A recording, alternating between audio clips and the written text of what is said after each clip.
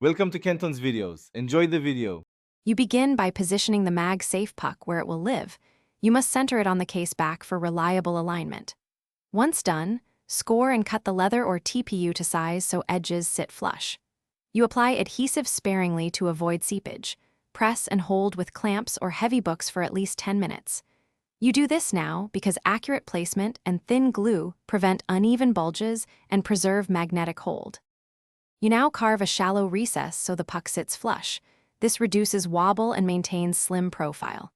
After seating the puck, add adhesive in thin layers so it cures evenly. Thick glue traps bubbles and weakens the bond. Make sure to align the magnet polarity correctly by testing with a spare phone before full cure. Once tacky, clamp again and reinforce the outer seam with seam tape or leather cement to keep tension even. You finish by trimming excess material and burnishing or light sanding edges so the wallet feels professional. Then you test with an actual iPhone. Place it on and confirm MagSafe charging and snap strength. If alignment is off or charge fails, make a small fix.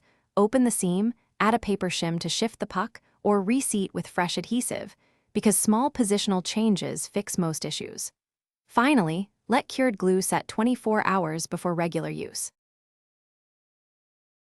Thanks for watching. Consider subscribing if we helped you.